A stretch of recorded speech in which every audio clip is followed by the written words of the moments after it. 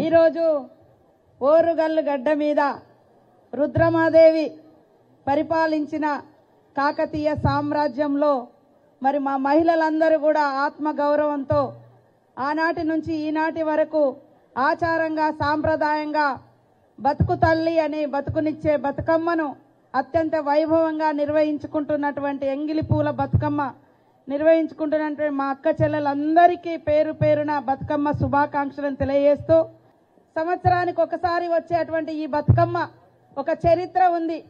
కాకతీయుల కాలం నుండి ఈ బతుకమ్మ ఉంది అని చెప్పడానికి మనం బతుకమ్మ ఆడేది మొదటి రోజు దేవుడి దగ్గర అయితే తర్వాత మరి చెరువులోకి వెళ్ళి బతుకమ్మలు నేస్తూ ఉంటాం. కాకతీయుల కాలం నుండే చెరువులు మన ప్రాంతంలో తీయడం జరిగింది.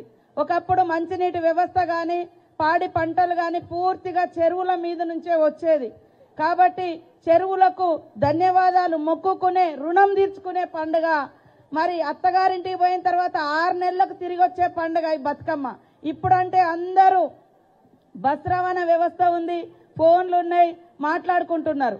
కానీ ఒకప్పుడు అత్తగారింటికి పోయిన బిడ్డ కడుపు నిండా తిన్నదో తినలేదో అని మరి పండుగకొస్తే 9 రోజులు 9 రకాల నైవేద్యాలను పెట్టి మనమందరం ఇక్కడ కష్ట సుఖాలు చిన్ననాటి అనుభూతులను పంచుకుంటూ మనం తెచ్చిన ప్రసాదాన్ని కూడా పంచుకొని కడుపు నిండా కష్టాలు సుఖాలు పంచుకోవడం, అమ్మ పెట్టినటువంటి నైవేద్యాన్ని దేవతలకు పెట్టి మనం కూడా తీసుకొని తద్వారా ఆరోగ్యాన్ని పొందడం.